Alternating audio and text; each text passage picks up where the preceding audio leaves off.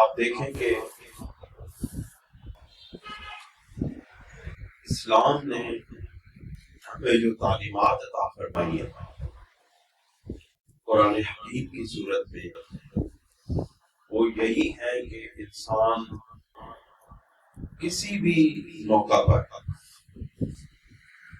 وہ موقع کتنا ہی شدید اور تکلیف دہ اور سخت کیوں نہ ہو، اس میں انسان اپنے ظاہر اور باطن دونوں کو پاک رکھے۔ خطبات جمعہ میں آپ نے سلسلہ وار قرآن مجید کی آیات درس قرآن کی صورت میں سنی ہے، سماعت فرمائی ہے، اور ہمارا یہ درس سورہ توبہ کی آیات میں سے ہو رہا ہے، اور آج کی جو آیات پیش نظر ہیں ان میں بھی اللہ تعالیٰ نے انسان کی، مومن کی، اہل ایمان کی، مسلمانوں کی ظاہری اور باطنی پاکیزگی کا ہی اظہار فرمایا ہے۔ ان آیات کی روشنی میں آپ معلوم کریں گے، آپ کو معلوم ہوگا کہ اللہ تعالیٰ اپنے محبوب کریم صلی اللہ علیہ وآلہ وسلم کے صحابہ کو کتنا پاک اور صاف رکھنا چاہتا ہے۔ جب وہ جماعت، وہ عظیم الشان جماعت اتنی حسین و جمیل ہے کہ ان کا ظاہر بھی پاک اور ان کا باطن بھی پاک، تو پھر آپ اندازہ لگائیں کہ اس حسین و جمیل جماعت کا سربراہ، قائد اور رہبر و رہنما کتنا عظیم الشان، پاکیزہ، ظاہر و باطن سے کتنا پاک اور صاف ہوگا۔ غزوہ تبوک کے سلسلے میں یہ لگاتار آیات جاری ہیں، اور اس سے اندازہ ہوتا ہے کہ یہ غزوہ تبوک اپنی شان کے اعتبار سے اور اپنی اس ماحول کے اعتبار سے کتنا عظیم الشان غزوہ تھا کہ اللہ رب العزت نے اس پر کئی آیات نازل فرمائی اور اس کے کئی پہلوؤں کو اجاگر کیا، تاکہ مسلمانوں کو معلوم ہو کہ جس وقت ان پر کوئی مشکل افتاد آئے، ان کا جب کسی کافر قوم سے مقابلہ ہو تو ان کو کس طرح کے لوگ اور کس طرح کے افراد چاہیے ہوتے ہیں۔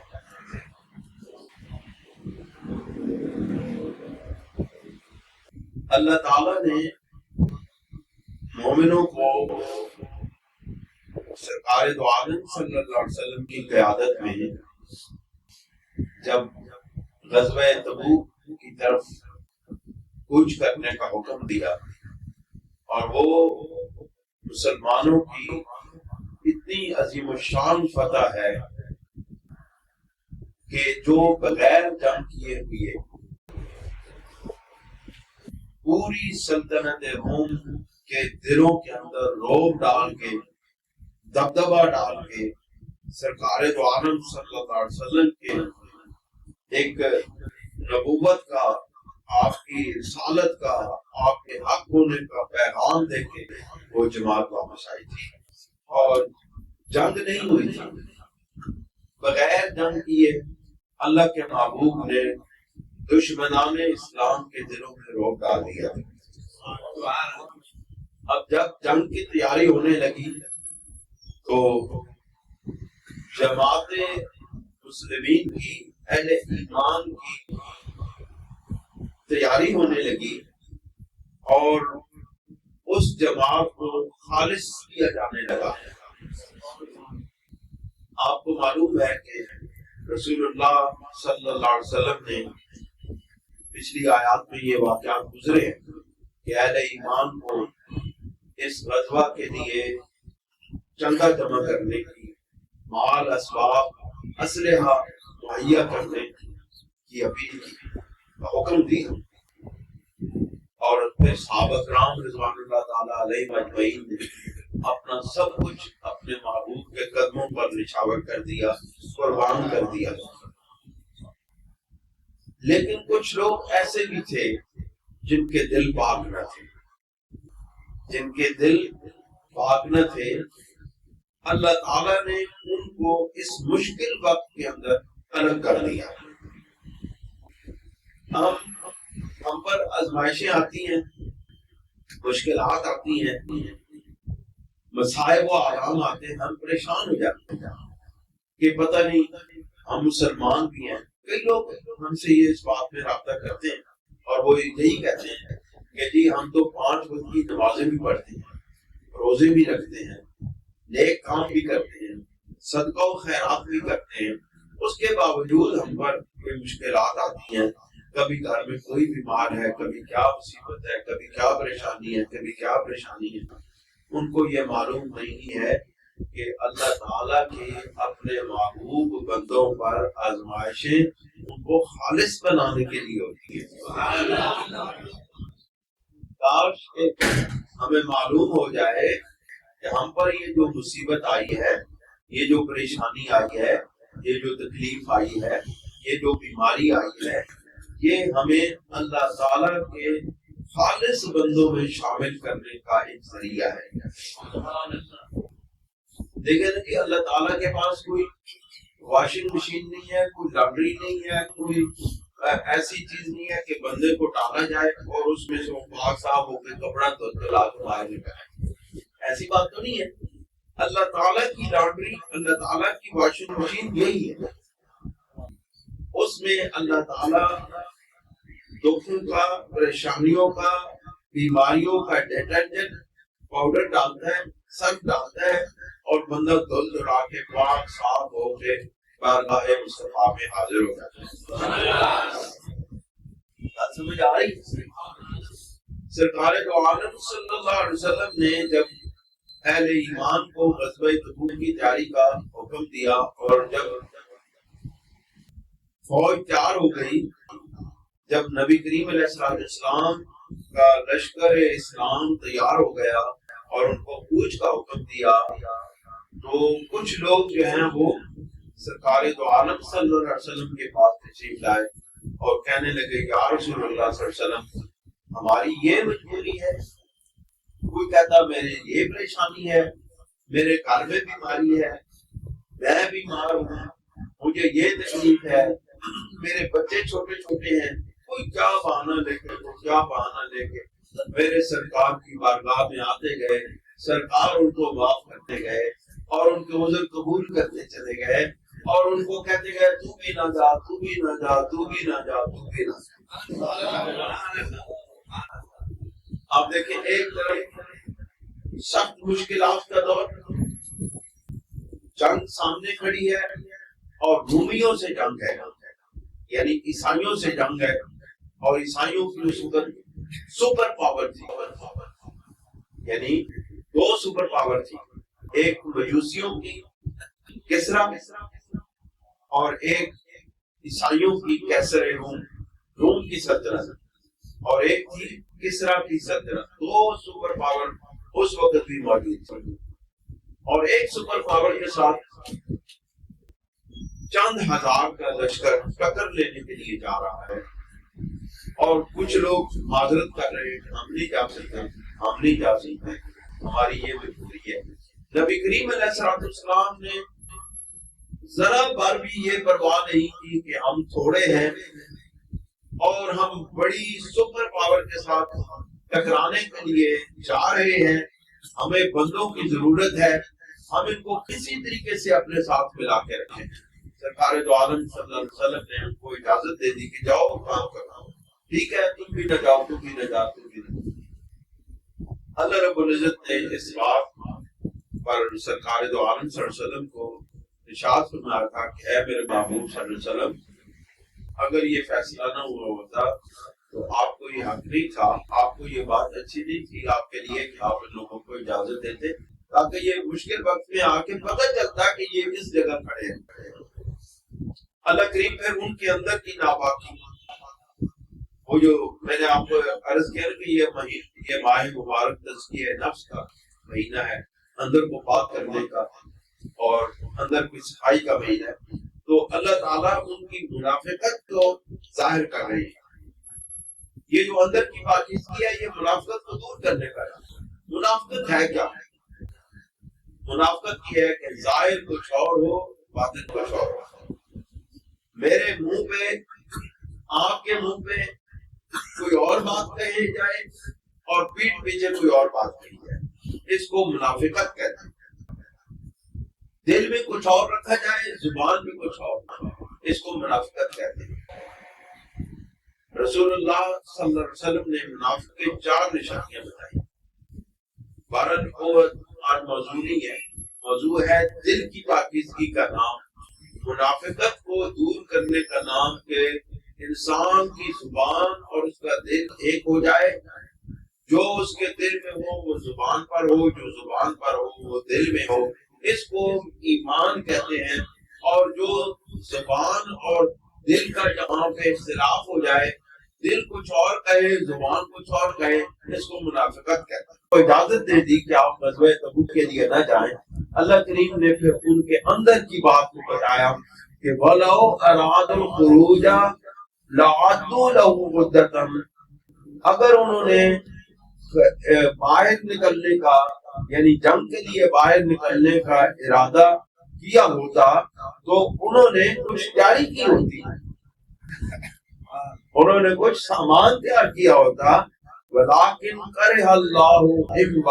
انبعاثهم، اس لیے کچھ سامان تیار کیا ہوتا، کچھ تیاری کی ہوتی، کچھ اسلحہ لیا ہوتا، کوئی اپنے کپڑے لیے ہوتے، کوئی جنگی سامان لیا ہوتا، کوئی اپنے زاد راہ لیا ہوتا، پھر تو بات تھی۔ لیکن ناپسند کیا اللہ تعالیٰ نے ان کے کھڑے ہونے کو۔ اب بات یہ ہے کہ ان کا نہ جانا اللہ رب العزت کی ناپسندیدگی کی دلیل بن گیا۔ رسول اللہ صلی اللہ علیہ وسلم کا ساتھ نہ دینا کس بات کی دلیل بن گیا؟ اللہ تعالیٰ کی ناپسندیدگی کی دلیل بن گیا۔ اس کا مطلب ہے کہ جو رسول اللہ کے ساتھ کھڑے نہیں ہوتے، اللہ ان کو پسند نہیں کرتا ہے۔ اللہ کے پسندیدہ بندے وہی ہوتے ہیں جو رسول اللہ کے ساتھ کھڑے ہوتے ہیں۔ اس کا مطلب ہے اللہ تعالیٰ کے محبوب کے جو محبوب ہو جائے، اللہ تعالیٰ کے محبوب کے جو غلام ہو جائیں، اللہ تعالیٰ کے محبوب کے ساتھ کھڑے ہونے والے ہو جائیں، اللہ کے محبوب صلی اللہ علیہ وسلم کے پیچھے چلنے والے ہو جائیں، وہ اللہ کے پسندیدہ بندے ہوتے ہیں۔ اور پھر انہوں نے سامان بھی تیار کیا ہوتا ہے، پھر وہ سرکار دو عالم صلی اللہ علیہ وسلم کے ساتھ اپنا سب کچھ لٹانے کے لیے سیدنا ابو بکر صدیق جیسی ہستیاں اپنے گھر کا سارا سامان لے کے بارگاہ مصطفیٰ میں حاضر ہو جاتے ہیں۔ اللہ تعالیٰ نے یہ واضح کر دیا کہ اللہ تعالیٰ کے محبوب کے ساتھ کھڑے ہونے والے پاکیزہ لوگ کون ہیں اور ناپاک لوگ کون ہیں۔ اللہ کریم ان ناپاکیوں کی، منافقتوں کی نشانی بیان کرتے ہوئے کہتے ہیں کہ اگر انہوں نے جانا ہوتا، میرے محبوب آپ کے ساتھ کھڑے ہونا ہوتا تو انہوں نے تیاری کی ہوتی، لیکن اللہ رب العزت نے ان کو آپ کے ساتھ کھڑے ہونے کے لیے پسند ہی نہیں کیا۔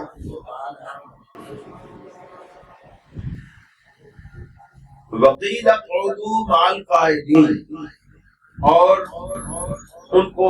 اس لیے پست ہمت کر دیا اور کہہ دیا جا تم بیٹھے رہو بیٹھے رہنے والوں کے ساتھ۔ اللہ تعالیٰ نے ان کی ہمتوں کو بس کر دیا، ان کے ارادوں کو بس کر دیا، ان کے اندر جو جرأت اور قوت کی طاقت تھی اس کو ختم کر دیا، اور اللہ رب العزت نے ارشاد فرمایا جڑا میرے محبوب دا نہیں وہ ساڈا نہیں، وہ بیٹھا رہے گھر میں بیٹھا رہے تے تاں وی وہ ساڈا نہیں، جو باہر نکل آوے تے تاں وی ساڈا نہیں، کیونکہ جڑا ساڈے محبوب دا وہ ساڈا ہے۔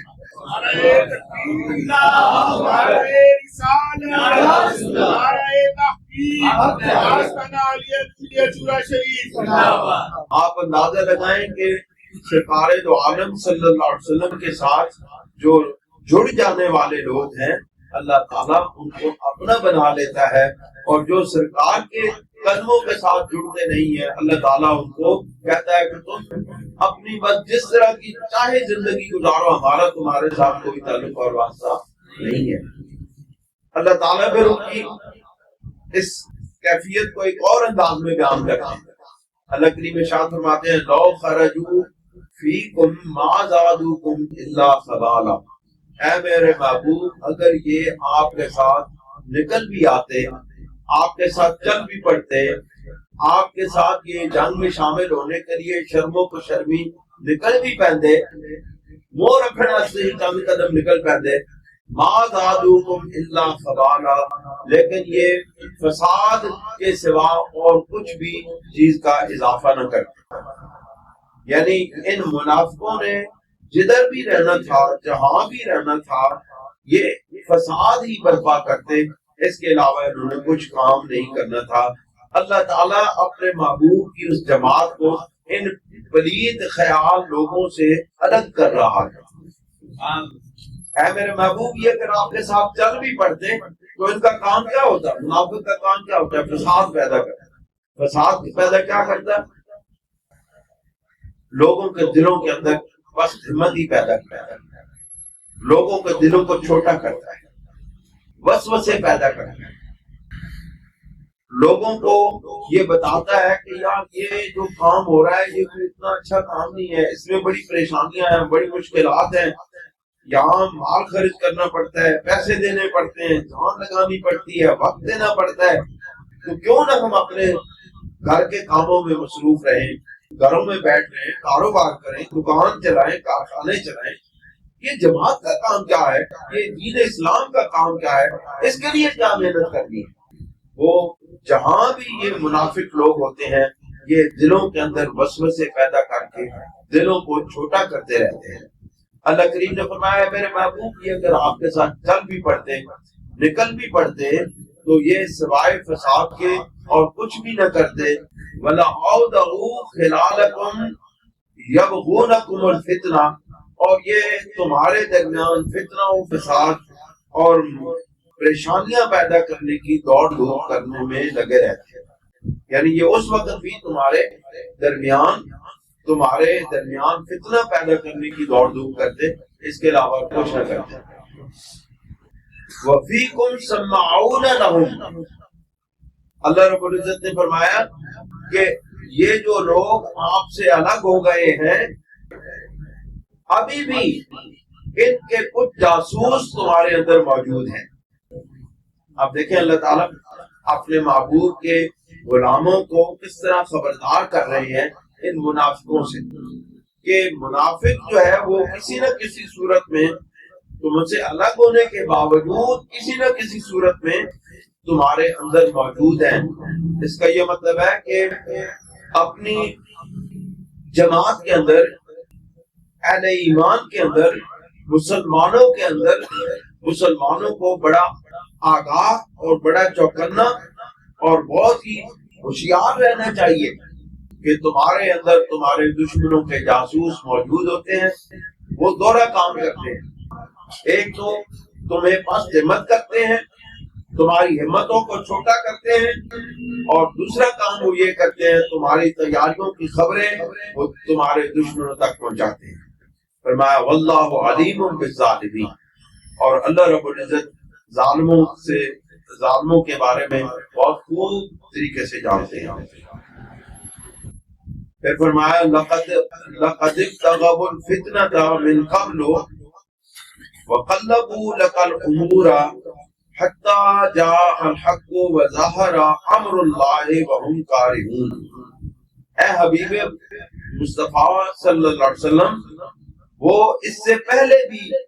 فتنہ انگیزیوں کی کوششیں کرتے رہے۔ آپ کو معلوم ہے، اے میرے محبوب آپ کو معلوم ہے کہ یہ وہ لوگ ہیں، یہ منافق وہ لوگ ہیں جو اس سے پہلے بھی ریشہ دوانیوں کی، فتنہ انگیزیوں کی کوششیں کرتے رہے ہیں۔ جس طرح احد کے طرف جاتے ہوئے عبداللہ بن ابی اور اس کے ساتھی 300 ساتھی سرکار دو عالم صلی اللہ علیہ وسلم کی جماعت سے الگ ہو گئے تھے، یہ بہت بڑا دھچکا تھا کہ دشمن سامنے کھڑا ہے اور سرکار دو عالم صلی اللہ علیہ وسلم کی جماعت اہل ایمان ان کے مقابلے کے لیے میدان احد کی طرف کوچ کر رہے ہیں، اور ایک مقام پہ جا کے وہ 300 ساتھیوں سے الگ ہو گیا، لیکن میرے مصطفیٰ کریم صلی اللہ علیہ وسلم کی طبیعت پر، آپ کے ساتھیوں کی ہمت پر ایک ذرہ برابر بھی فرق نہ آیا۔ یہ وہ جماعت ہے جو تعداد پر انحصار نہیں کرتی۔ آپ دیکھیں وہ لوگ الگ ہو گئے، 300 عبداللہ بن ابی کے ساتھی میدان احد میں سرکار دو عالم صلی اللہ علیہ وسلم کے ساتھ الگ ہو گئے، لیکن حضور سرور دو عالم صلی اللہ علیہ وسلم اور آپ کے ساتھی، آپ کے ساتھ مخلص ایمان والوں کے قدم ذرا بر ڈگمگائے نہیں، وہ کھڑے رہے۔ انہوں نے کہا کہ یا رسول اللہ صلی اللہ علیہ وسلم، ہم میدان میں نکل کے کفار سے مقابلہ کریں گے، ہم چھپ کے مقابلہ نہیں کریں گے۔ عبداللہ بن ابی کا یہ خیال تھا کہ ہم مدینہ منورہ کے اندر، شہر کے اندر رہتے ہوئے، اپنے گھروں کے اندر رہتے ہوئے ان کا مقابلہ کریں۔ صحابہ کرام نے سرکار دو عالم صلی اللہ علیہ وسلم کی بارگاہ میں عرض کیا تھا ہم باہر نکل کے مقابلہ کریں گے، ہم چھپ کے مقابلہ نہیں کریں گے۔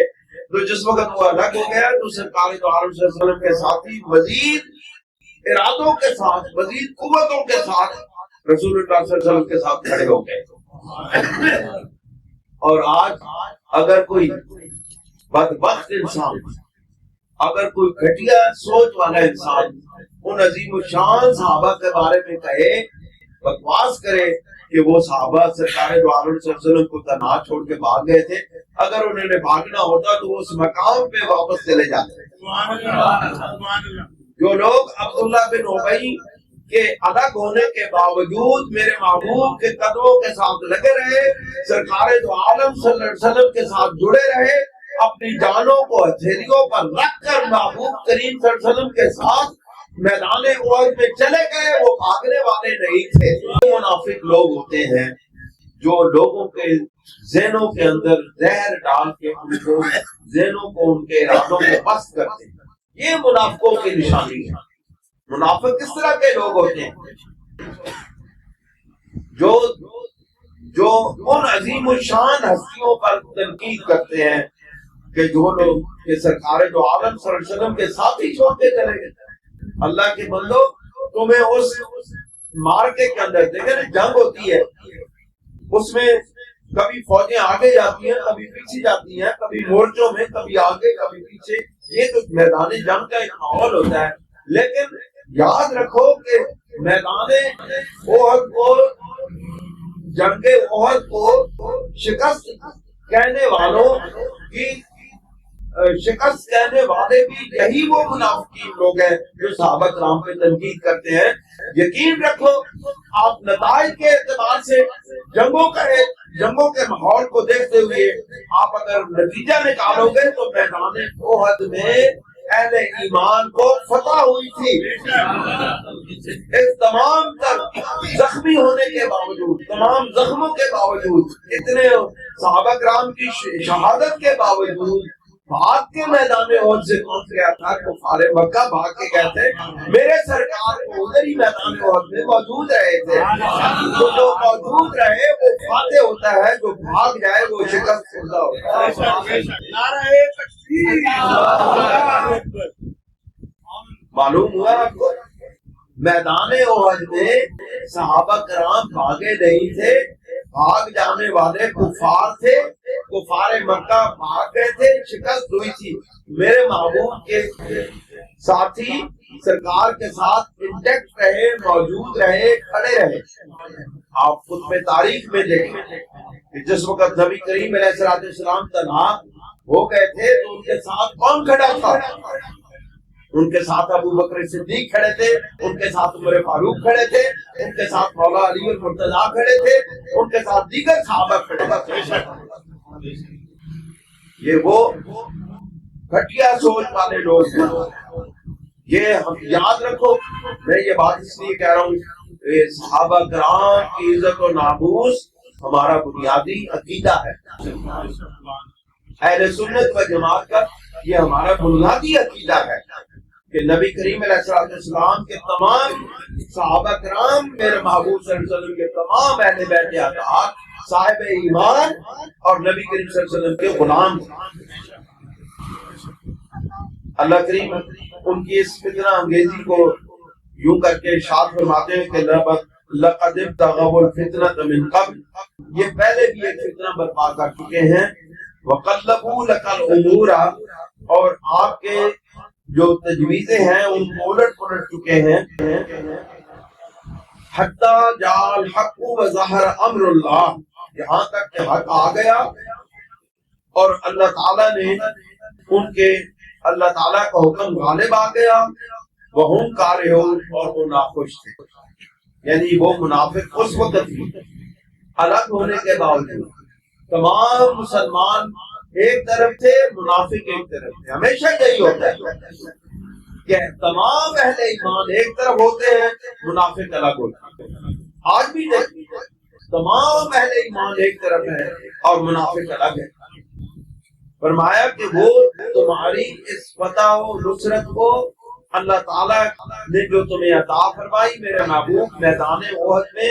جو تمہیں فتح عطا فرمائی، ان کی تمام تر ریشہ دوانیوں، ان کی تمام تر کوششوں، ان کی تمام تر فتنہ انگیزیوں اور مسلمانوں کو پس ہمت کرنے کی تمام تر کوششوں کے باوجود، اے میرے محبوب، آپ کو جو اللہ تعالیٰ نے فتح نصیب فرمائی تھی، وہ اللہ تعالیٰ نے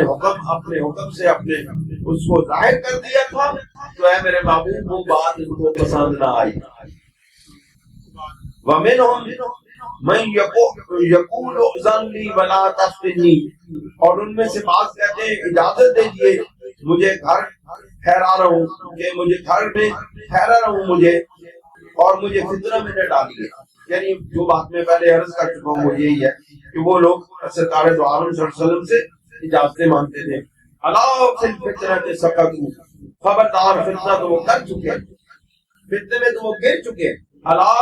فی الفتنة سقطوا، خبردار وہ تو فتنے میں گر چکے ہیں۔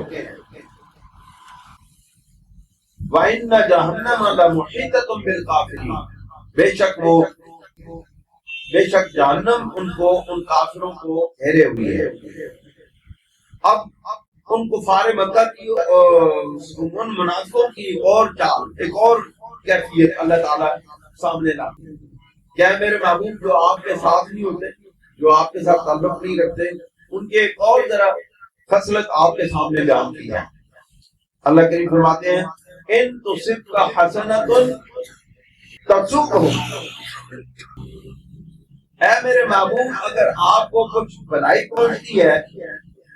اگر آپ کو کوئی فتح و نصرت ملتی ہے، اگر آپ کو کوئی خوشحالی نصیب ہوتی ہے، تسؤہم،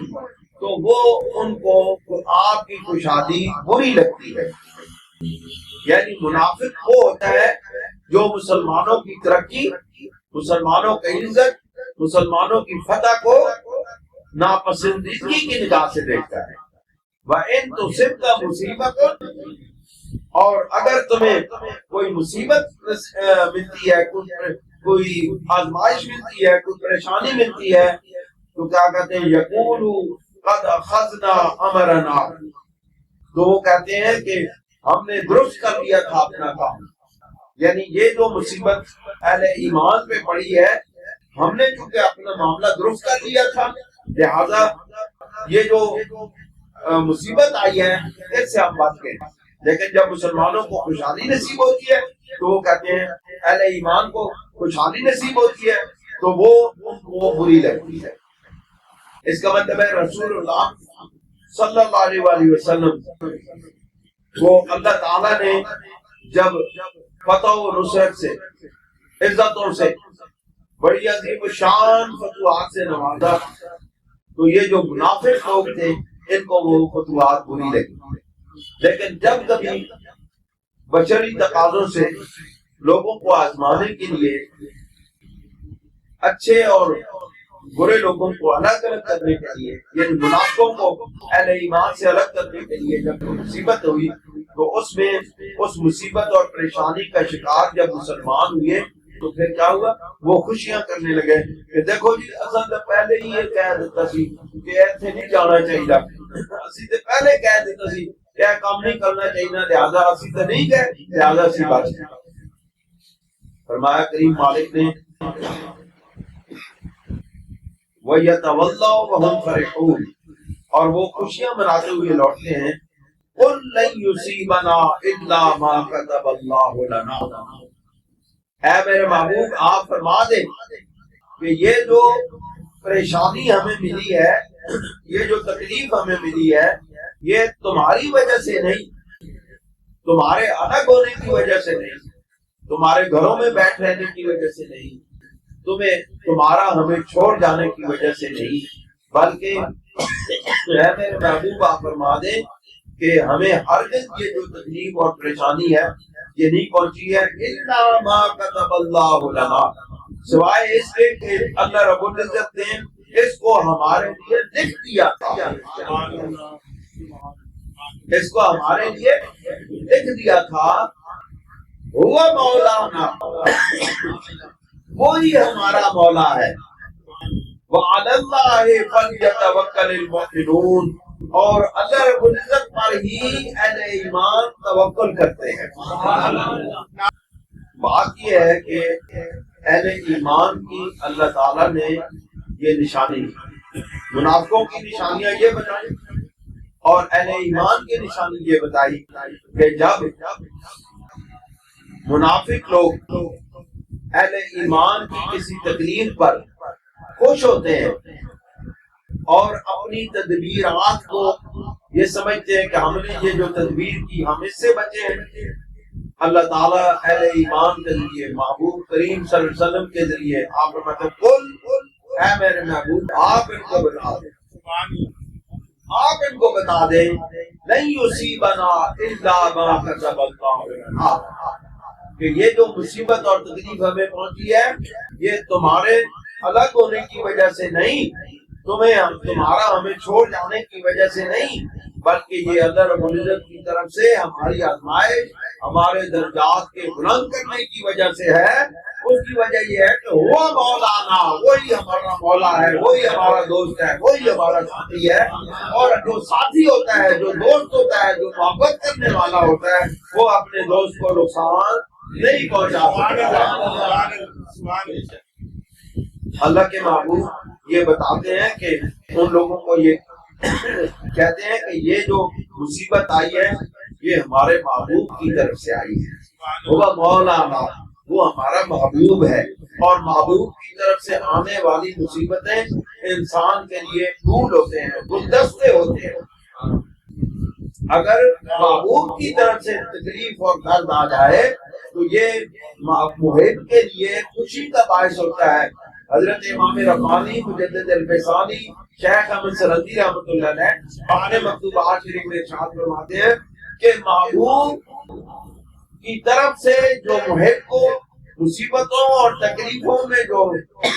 تکلیفوں کی صورت میں جو انعام ملتا ہے تو محب اس اپنے محبوب کے ان انعامات پر اس لیے خوش ہوتا ہے کہ کم از کم اس نے مجھے یاد تو رکھا ہوا ہے، اس نے مجھے یاد تو رکھا ہوتا ہے۔ ہوا مولانا، وہی ہمارا مولا ہے، اور جو مولا ہے، جو محبوب ہے، جو محبت کرنے والا ہے، جو ساتھی ہے، جو مددگار ہے، یہ مولا کے سارے معنی۔ سبحان اللہ، سبحان اللہ۔ یہ جو ساتھی ہے، جو مددگار ہے، جو ہمارا حاکم مطلق ہے، جو ہمارا ساتھی ہے، ہمارے مدد کرنے والا ہے، ہمارے ساتھ رہنے والا ہے، وہ ہوگا معکم اینما کنتم، اللہ رب العزت تمہارے ساتھ ہے تم جہاں بھی ہو۔ تو فرمایا کہ وہ مولانا، وہ ہمارا ساتھی ہے، بس سادہ معاملہ ہے، سادہ ایسے کیے وہ جانے کہ اسی کا وہ مولانا، بڑا خوبصورت جملہ ہے کہ ہوا مولانا، وہ سادہ مولا ہے، وہ سانو تکلیف دے تے اسی راضی، وہ سانو آسانیاں دے تے اسی راضی۔ تہاڈا کافروں تے منافقوں اس دے نال کے کے تعلق واسطہ ہے، یہ ساڈا تے ساڈے رب دے درمیان ایک معاملہ ہے، اور سانو اپنے قریب کرنا چاہتا ہے تاں تکلیف دیندا ہے، تاں مصیبتیں کرنا ہے جو اساں اپنے نال کرنا چاہنا ہے، نال سانو لے کے جانا چاہنا ہے، سانو اپنا دیدار تے اپنی محبتاں تے پھول نچھاور کرنا چاہنا ہے، تاں وہ سانو مصیبتیں دینا ہے کہ اے میرے بندو لوگاں نوں دس دیو، انہاں لوگاں نوں عیاشیاں وچ رہن والے لوگاں نوں دس دیو کہ میرے محبوب دے غلام تکلیفاں وچ رہ کے بھی میرے نے، مصیبتاں وچ رہ کے بھی میرے نے، آسانیاں وچ رہ کے بھی میرے نے، اے میرے محبوب دا دروازہ چھڈ کے نہیں جاندے۔ سبحان اللہ، اے لوگوں دس دو انہاں نوں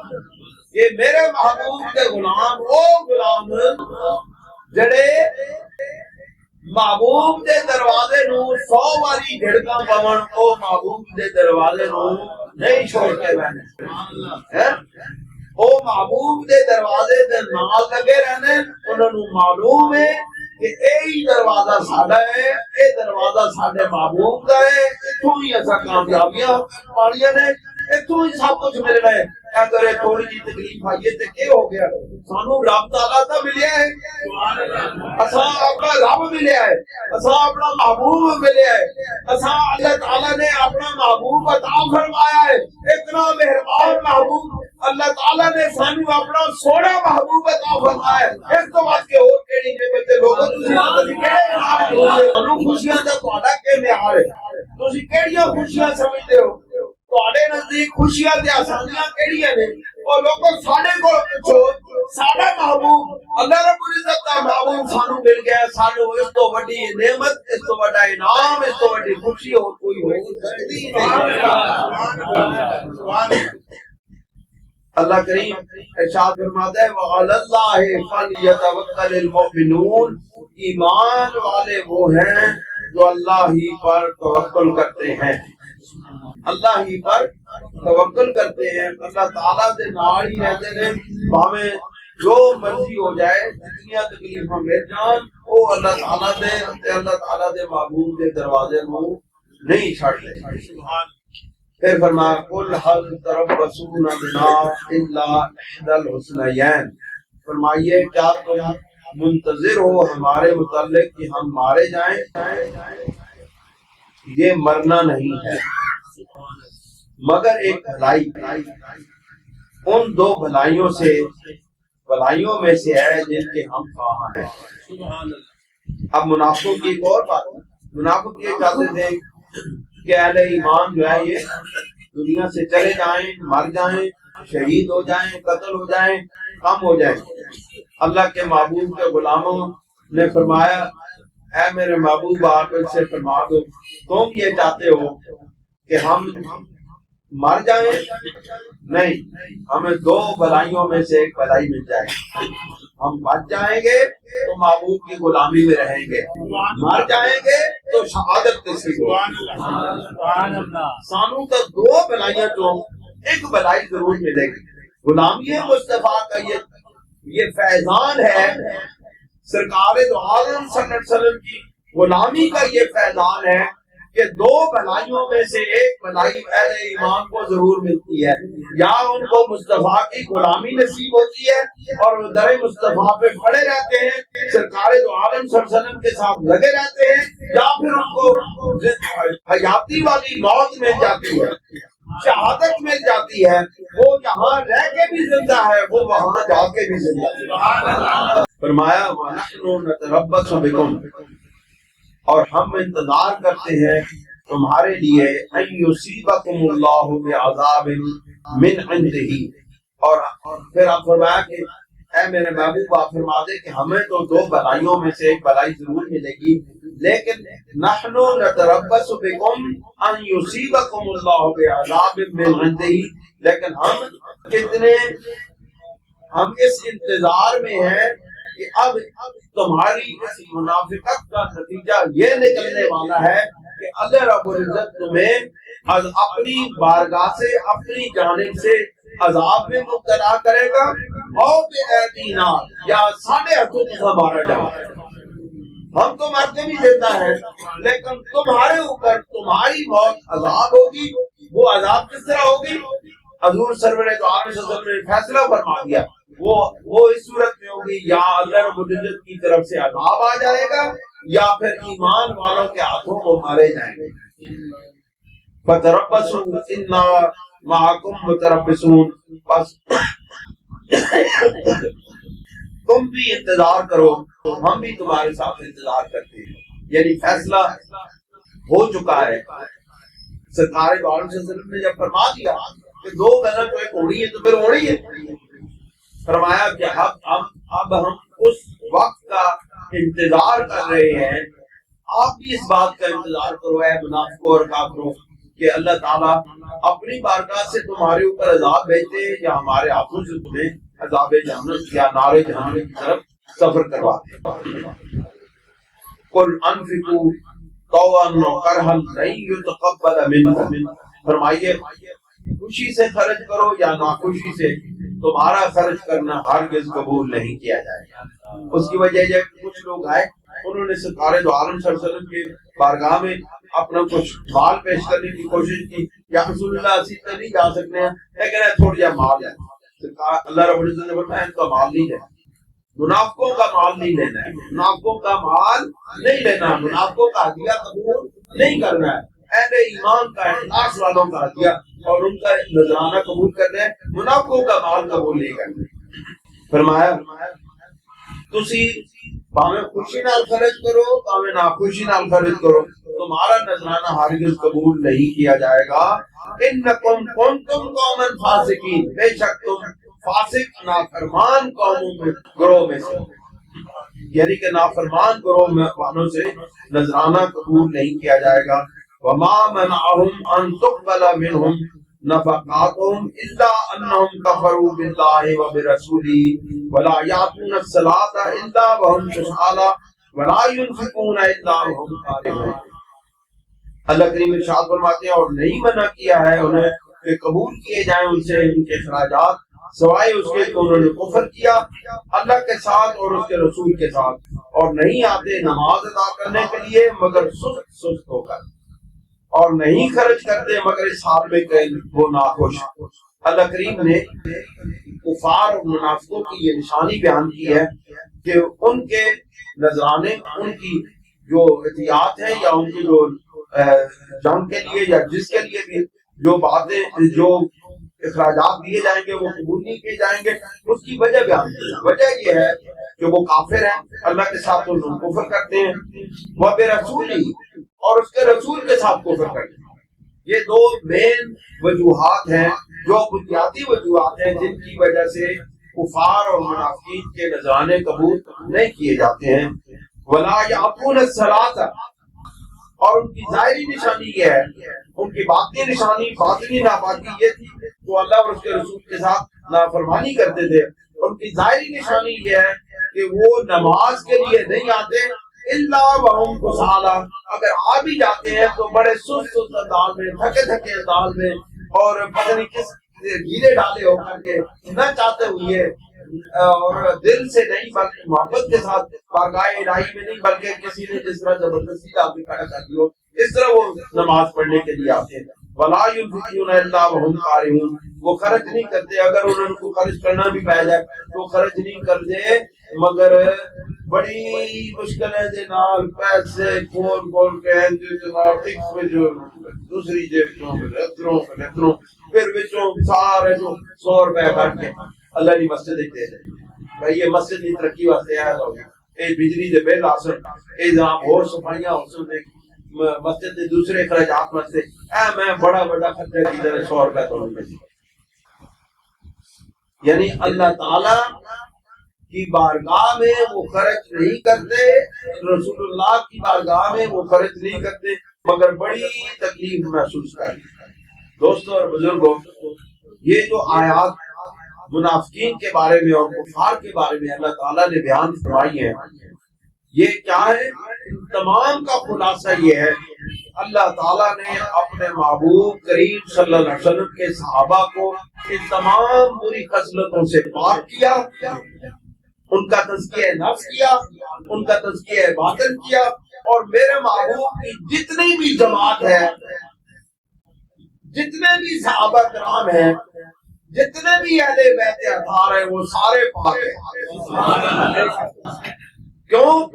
سرکار دو عالم صلی اللہ علیہ وسلم کے ساتھ جڑنے والی جماعت کبھی ناپاک نہیں ہو سکتی. اللہ تعالیٰ نے منافقوں کو الگ کر دیا، اہل ایمان کو محبوب کے ساتھ جوڑ دیا. اب اس جماعت کے اندر جو آ گیا وہ پاک ہو گیا، مصطفیٰ کا غلام ہو گیا، وہ کبھی ناپاک نہیں ہو سکتا. ہاں، ان کے بارے میں شکوک و شبہات کرنے والے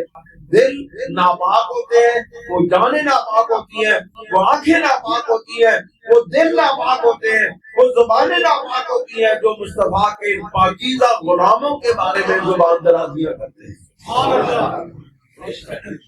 سرکار کی جماعت پاک ہے. اللہ تعالیٰ نے دیکھے وہ تمام خصلتیں جو منافقوں کے اندر پائی جاتی تھیں، میرے محبوب کے کسی ایک غلام کے اندر بھی وہ خصلت موجود نہیں. وہ جو خرچ کرتے تھے صحابہ کرام میرے محبوب کے قدموں پہ جو نچھاور کرتے تھے دل سے کرتے تھے.